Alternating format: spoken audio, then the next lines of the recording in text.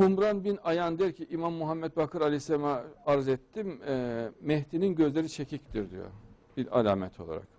Humran ibn Ayan says, Imam Muhammad Bakr said, Hazrat Mahdi alayhi salam will have slanting eyes.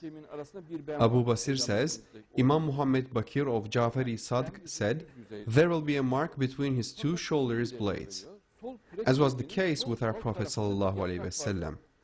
A mole, as you know, is something on the surface of the skin, but a second detail is also provided.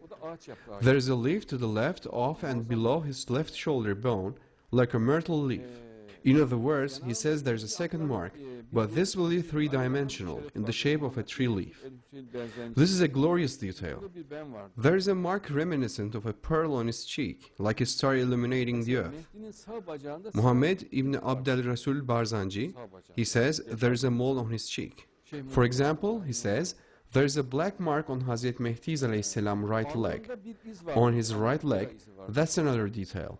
Sheikh Muhammad ibn Ibrahim Numani, he says, there's a scar on his forehead. He says there's a scar on his forehead. Humran ibn Ayan says, Imam Muhammad Bakr said, there's a scar on his forehead and a mole on his face. Rasulullah said, Hazrat Mahdi alayhi salam is one of my children. He has a beautiful face. The radiance of his face will rise to his head and the black of his hair. His face is like a star shining in the sky. Muhammad al-Qari al-Hanafi says in his book Risalat Mashrab al-Wardi fi Mashab al-Mahdi, he has a beautiful face and the radiance of his face lends him majesty. He says his teeth are bright, his thighs are broad. These are things I know by heart. He says his eyebrows are curved, his hair is black, and his nose is small and pointed upward. He says he has a beard, he is broad-shouldered and broad-chested, and he thrusts his feet outward when he walks. In speaking, when he has difficulty speaking, he uses his hands for emphasis. Al-Qawl al-Mukhtasar fi alamet al-Mahdi al-Muntazar.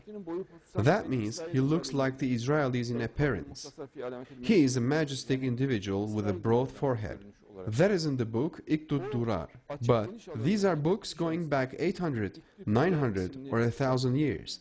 His body is like those of the Israelites, he says, and in another account, he says he has a broad forehead.